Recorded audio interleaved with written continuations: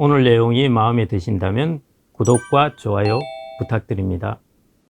안녕하세요. 투자살롱 김경록입니다.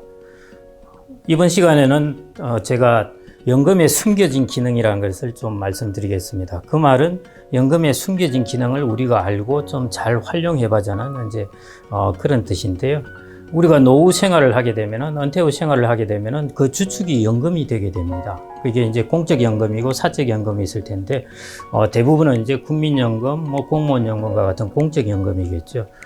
그런 공적 연금이 이제 우리 노후 생활의 주축이 되게 되는데, 그 공적 연금에 우리가 직접적인 기능이나 효능은 다 알고 있습니다. 근데 공적 연금에 숨겨진 간접적인 기능을 우리가 알아야 노후의 자산 관리를 좀 더 효과적으로 할 수가 있습니다.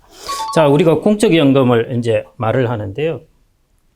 국민연금은 대부분 들고 있으니까 우리가 국민연금을 예를 들겠습니다. 노후의 국민연금의 가장 중요한 특징이 뭔가 하는 것을 한마디로 해라고 그러면은 안전자산입니다. 자, 이것처럼 안전한 자산이 없습니다. 그 이유를 하나씩 이제 말씀드리겠습니다. 자, 국민연금은 죽을 때까지 주죠. 그래서 우리가 장수 리스크, 우리가 오래 살면 혹시 내 생활비가 떨어지면 어떡할까 하는 이것을 없애줍니다. 우리가 이걸 longevity 리스크라고 그럽니다. 그 다음에 두 번째, 우리가 시장 리스크라고 그럽니다. 시장 리스크는 뭐냐면은, 내가 노후를 준비하려고 금융자산을 운용을 하고 있는데, 갑자기 주가가 폭락을 한 것입니다. 그러면은 내가 가지고 5억 원을 준비해 놨는데, 어느 날 보니까 4억 원이 되어 있다는 것이죠. 이 정도는 괜찮은데 돈이 3억 원이 되어 있다. 이게 이제 시장 리스크입니다. 시장의 자산 가격이 변동해서 자기의 수익이, 노후 자산이 막 변동하는 것이죠. 국민연금은 시장이 무슨 일이 있든지 주기로 한도는 줍니다. 그래서 시장 리스크도 없지요. 자, 세 번째, 물가가 막 오르는데 우리가 현금을 가지고 있다고 생각을 하면은 한 20년, 30년 지나면은 현금의 가치는, 실질적인 구매력 가치는 뚝뚝 떨어집니다. 근데 국민연금은 뭐냐면은, 매년 물가에 연동해서 물가가 오르면은 그만큼 지급을 더 많이 해줍니다. 우리가 이것을 이제 인플레이션 리스크 혹은 구매력 리스크라고 그럽니다. 자, 이거는 우리가 소비자 물가가 오른 만큼 그만큼 국민연금의 지급 액수를 늘려주기 때문에 이것도 없습니다. 그 다음에 네 번째. 자, 우리가 민간보험사는 확률은 낮지만은 민간보험사는 연금을 넣어놨는데 그게 파산을 할 수도 있고 그렇습니다. 어느 정도는 대부분 보장은 되지만은 또 보장이 안 될 수도 있고요. 그런 데 비해서 국민연금은 명시적이지는 않지만 거의 실질적으로 국가가 지급을 보장하는 형태입니다. 그것을 우리가 신용 리스크라고 그럽니다. 상대방한테 돈을 빌려주는데 상대방이 파산을 했다. 이게 이제 신용 리스크이죠. 나한테 돈을 주기로 되어 있는데 상대방이 돈을 주지 않더라 하는 것이 신용 리스크입니다. 그런데 이제 국민연금 같은 경우는 이제 국가가 파산한다고 해서 국가가 대외적으로는 파산을 하지만은 대내적으로는 파산이라는 게 없습니다. 돈을 찍어내면 되기 때문에. 그래서 신용 리스크도 실질적으로 없습니다. 그다음 다섯 번째 뭐냐 하면은, 자, 우리가 부부가 있다고 그러면은 부부 중 한 명이 이렇게 사망을 하게 되면 어떻게 할까 하는 것인데, 그러면 국민연금 같은 경우 본인이 받던 것의 50에서 60% 정도를 그 배우자에게 지급을 해줍니다. 그러니까 부부가 있다가 부부 한 명이 이걸 받던 사람이 사망할 경우에는 50에서 60%를 지급해 주니까 이런 부분에 리스크도 없는 것입니다.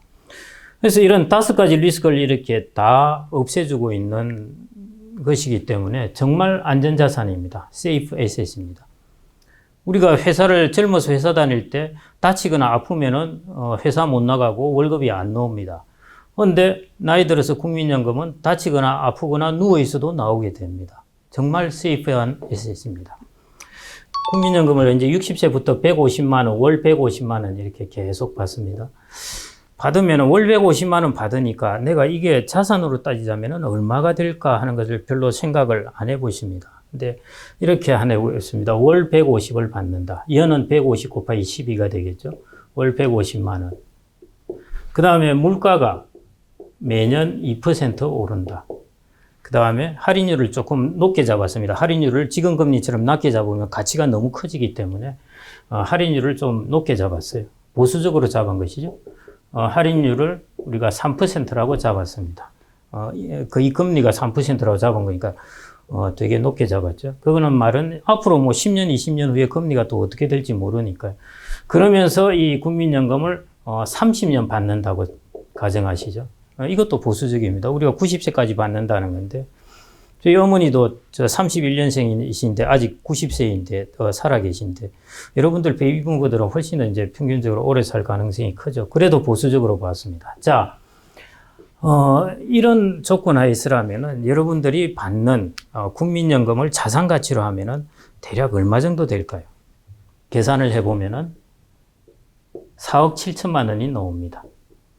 간단히 말해서 약 5억 원이 되는 셈이죠.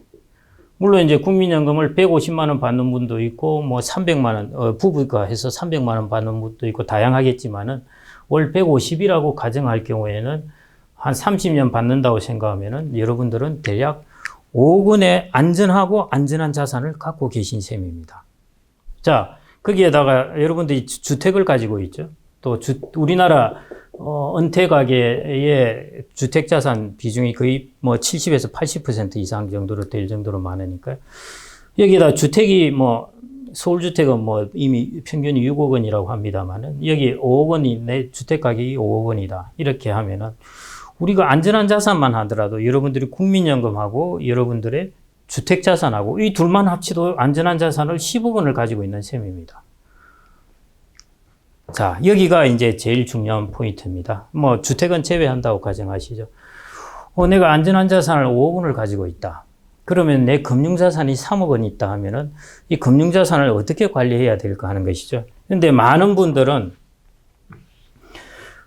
국민연금도 이렇게 안전한 자산을 받으면서 금융자산도 이제 안전하게 운용하려 합니다. 금융자산도 예를 들어 뭐 정기예금만 가지고 운용을 한다든지 이렇게 모두 확실하게만 해놓으려고 그러는데, 우리가 파이낸스 투자론에서 제일 중요한 포인트가 그것입니다. 포트폴리오 이론인데, 포트폴리오 이론은 뭐냐 하면은 위험한 자산과 안전한 자산은 서로 섞어 놓는 게 좋다는 겁니다. 위험한 자산만 많이 갖는 것도 안 좋고, 안전한 자산만 몰빵 갖는 것도 안 좋고, 이 두 자산을 적절하게 섞어 놓는 것이 투자 수익을 훨씬 높일 수 있다는 것입니다. 이게 우리가 수익률이라고 그러고, 우리가 투자론에서 이걸 이제 위험이라고 그러겠습니다. 자, 그래서 이제 이런 데서 여기 위험 자산이 하나 있습니다. 이거는 위험이 하나도 없는 아주 안전한 자산이죠. 정말 안전한 자산입니다. 이렇게 있다면은 우리가 여기 국민연금이라는 아주 안전한 자산을 가지고 있다면은 우리는 효과적인, 효율적인 우리가 노후의 포트폴리오나 자산 운용 방법은 뭐냐면은 내가 가지고 있는 금융자산을, 위험자산을 일정 부분, 이런 포트폴리오를 가지고 이 둘을 섞은 이 정도의 일정 비중을 가져가라는 것입니다. 예를 들어 국민연금 한 50% 되게, 그 다음 위험자산 50% 되게. 이거는 이제 자기의 위험 선호에 따라 다를 수는 있는데, 대략 예를 들자면 이렇다는 것입니다. 그러니까 여러분들이 국민연금이라는 자산을 갖고 있으면은 이것이 정말 세이프 에셋이기 때문에 이걸 통해서 여러분들은 위험한 자산을 투자할 수가 있다는 것입니다. 이게 국민연금 혹은 우리가 말하는 공적연금의 숨겨진 기능입니다. 공적연금의 드러난 기능은 아까처럼 시장 리스크, 롱제버티 리스크 이런 다양한 위험을 다 없애주는 것이 공적연금의 드러난 기능입니다. 그런데 공적연금의 숨겨진 기능은 뭐냐면은 그런 안전자산이기 때문에 내가 가지고 있는 금융자산을 좀 더 위험하게 투자를 해서 수익을 추구를 해도 된다는 뜻입니다. 이것이 공적연금이 숨겨진 기능이고 간접적인 기능인 것입니다. 이 부분이 여러분들이 노후에 자산 관리를 할 때 꼭 좀 이런 이제 숨겨진 기능, 이것을 이제 생각을 하시라는 것인데요. 제가 비유를 들어서 한 두 가지만 말씀드리겠습니다. 이런 원론적인 이야기뿐만 아니라 우리가 바둑에 있어서 아생연후의 살타라는 말이 있습니다.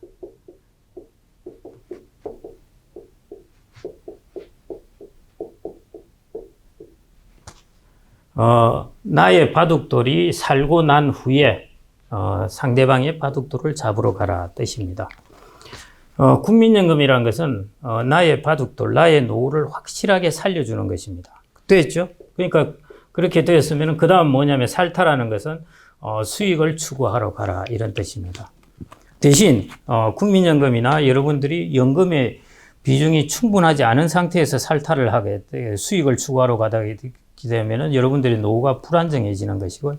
그래서 그 이전에 여러분들은 우선 나의 연금을 먼저 나의 생존을 보존할 정도로 이렇게 튼튼히 해놓고 그 다음에 이제 투자를 해야 됩니다. 그래서 국민연금이나 여러분들 공적연금이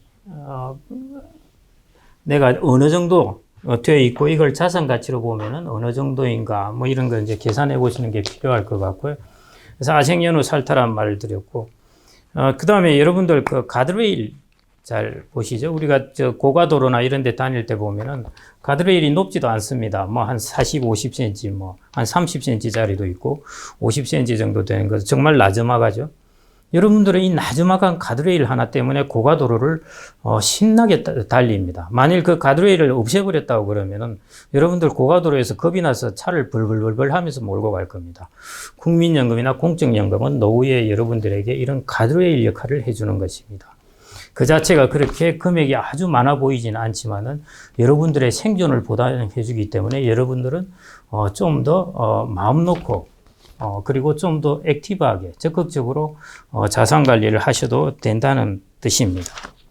여러분들이 국민연금의 공적연금의 이런 숨겨진 기능을 충분히 활용하시려면은 결국 두 가지가 있는데요. 요즘은 이제 보면은 경력 단절 여성의 추가 납입 뭐 이런 것들, 그 다음에 임의가입 이런 것들을 통해서 사람들이 부부가 연금을 받는다든지 이런 쪽으로 하려고 계속하고 있죠. 그게 뭐에 들어가냐 하면은 일단 제일 먼저 아생연후 나의 아까처럼 마켓 리스크, 무슨 리스크를 다 이렇게 없애줄 수 있는 이 공적연금을 최대한 확보할 수 있으면은 최대한 확보할 수 있을 만큼 해놓는 게 제일 좋습니다. 이만한 기능을 가진 연금이 없습니다. 민간보험사는 이런 기능을 해줄 수가 없습니다. 너무 리스크하기 때문에 국가기에 이제 가능한 기능이죠. 그 다음에 이렇게 아생연후 나의 연금을 여러분들이 튼튼하게 확보를 해 놓으시고 나면은 그 다음에 여러분들의 금융자산을 가지고 포트폴리오를 만들라는 것입니다. 뭐와 포트폴리오? 나의 연금하고 섞어서 포트폴리오를 만들어라는 것이고 이게 아주 안전한 자산이니까 결국 포트폴리오를 만들려면은 이거는 좀 투자 자산을 이제 가지셔야 이게 올바르되기보다는 효율적인 포트폴리오가 되는 것입니다. 국민연금은 노후를 보장하는 직접적 기능뿐만 아니라 국민연금을 바탕으로 우리가 은퇴자산의 수익률을 효율적으로 더 높일 수 있는 이런 간접적인 기능까지도 가지고 있습니다. 그래서 여러분들은 공적연금의 이런 숨은 기능을 충분히 활용을 하셔가지고 노후 준비를 하시면은 훨씬 평안한 노후를 맞이하실 수 있을 것입니다. 네, 감사합니다.